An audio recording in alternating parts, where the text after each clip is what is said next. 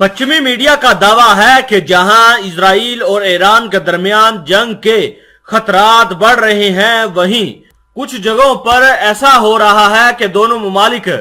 एक दूसरे के आमने सामने आ रहे हैं और माना जा रहा है कि किसी भी वक्त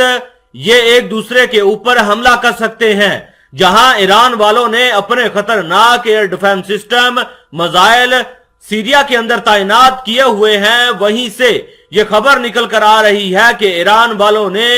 कल इजराइल का एक ड्रोन मार गिराया है। अभी तक इस ड्रोन गिरने की कोई भी खबर इजराइल ने अभी तक जारी नहीं की है। वहीं पश्चिमी मीडिया का दावा है कि यह ड्रोन इजराइल का किसी और ने नहीं गिराया बल्कि ईरान वालों ने गिराया है, क्योंकि ईरान के सीरिया के अंदर एयर डिफेंस सिस्टम और बेसिस बनी हुई हैं। वहां पर ईरान वालों ने अपने फौजी अड्डे भी कायम किए हुए हैं। इतना ही नहीं, ईरान वाले वहीं से बैठकर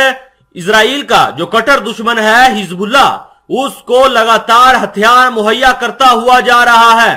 और इस चीज का इल्जाम कई बार इजराइल खुद ईरान के ऊपर लगा चुका है। इजराइल का ईरान के ऊपर यह इल्जाम है कि ईरान वाले पहले सीरिया के बॉर्डर के ऊपर हथियार लेकर आते हैं और फिर ये हथियार लबनान के अंदर हिजबुल्लाह के पास पहुंचते हैं और यही हथियार फिर लबनान वाले इजराइल के खिलाफ इस्तेमाल करते हैं, जिसकी वजह से इजराइल के अंदर काफी बड़ी तबाही होती है। इसके बाद इजराइल वाले भी फिर सीरिया के अंदर इन हथियारों को रोकने के लिए वहां पर हमले करते हैं और ईरान ने इन हमलों को रोकने के लिए सीरिया के साथ एक फौजी पैक्ट साइन किया हुआ है, जिसकी मदद से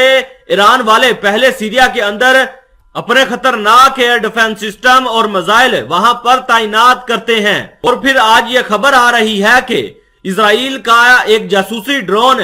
गिरकर तबाह हो गया है। वहीं इजराइल ने यह बयान जारी किया है कि हमारा ये जासूसी ड्रोन किसी की जासूसी नहीं करने आया था। वहीं देखा जाए, इजराइल ने अपने ड्रोन के क्रैश हो जाने की ज्यादा जानकारी अभी तक नहीं दी है, लेकिन वही माना जा रहा है कि इजराइल का जो खतरनाक ड्रोन था, इसको सीरिया के अंदर मारा गया है।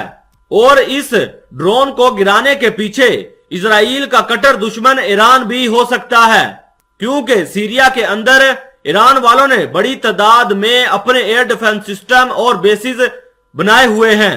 और ईरान पर यह भी इल्जाम आयद किया जा रहा है कि इन्हीं बेसिस के अंदर हिजबुल्लाह के कमांडर भी मौजूद हैं और यही वजह है कि ये ड्रोन इन्हीं बेसिस की जासूसी करने आया था,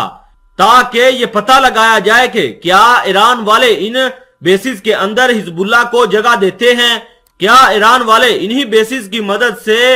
हिजबुल्लाह को अपने हथियार देते हैं। अगर ये ऐसा करते हैं तो